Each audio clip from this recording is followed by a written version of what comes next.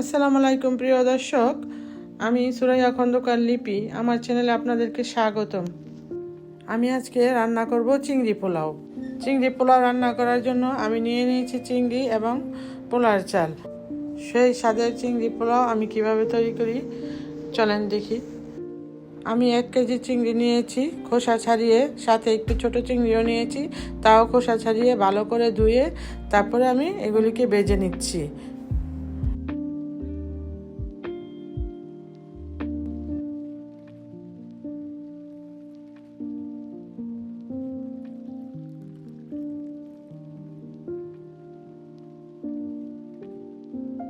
ভালোভাবে ভাজার পর চিংড়িগুলোকে আমি উঠিয়ে রেখেছি।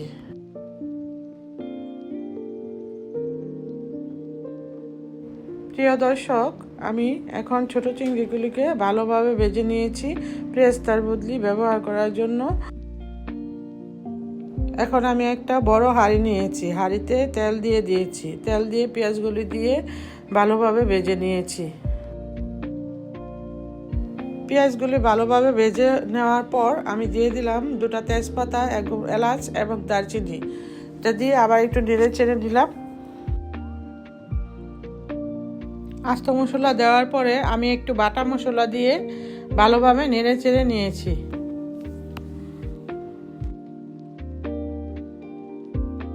প্রিয় দর্শক, এখন আমি দিয়ে দেব 1 চামচ আদা বাটা এবং 1 চামচ রসুন বাটা। তারপর আমি এগুলিকে ভালোভাবে মিশিয়ে নেব। সবশেষে আমি দিয়ে দিলাম একটু টক দই। টক দই দেওয়ার পরে আমার পোলাওটা একটু স্বাদে অন্যরকম হবে।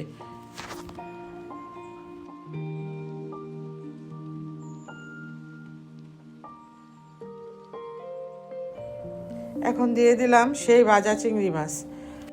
আমি চিংড়ি মাছগুলোকে মশলার সাথে ভালোভাবে নেড়ে চেড়ে নিলাম।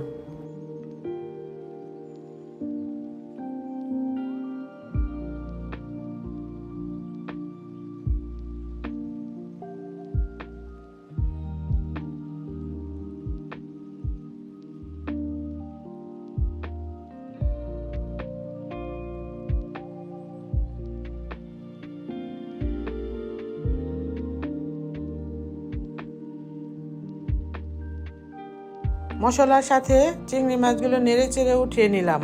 উঠিয়ে নিয়ে এখন আমি চালগুলো দিয়ে ভালোভাবে নেড়ে চেড়ে নেব।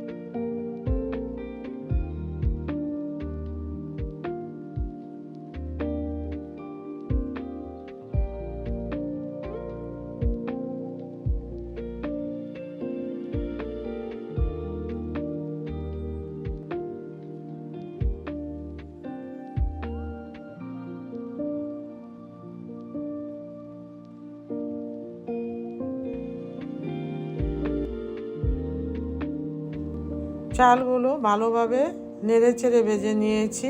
এখন চিংড়ি মাছগুলি দিয়ে আবার একটু নেড়ে চেড়ে নেব।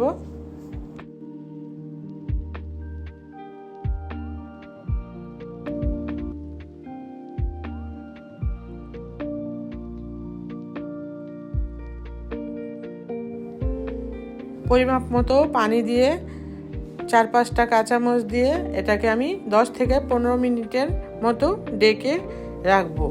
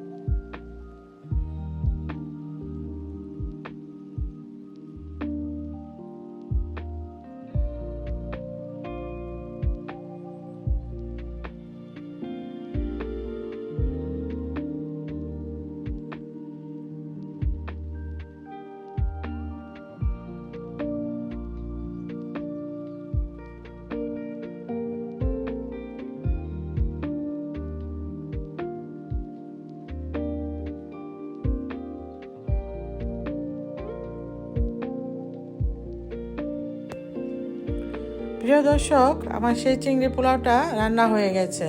এখন আমি এটাকে ঘি দিয়ে নামিয়ে ফেলবো।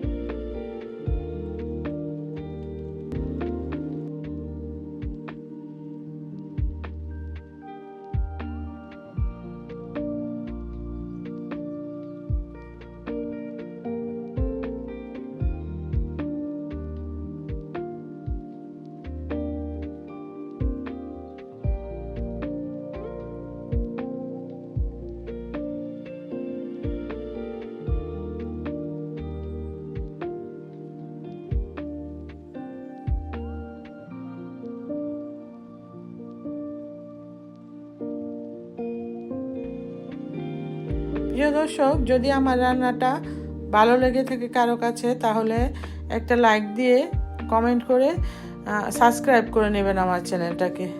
ধন্যবাদ সবাইকে আমার ভিডিওটা দেখার জন্য, পাশে থাকার জন্য।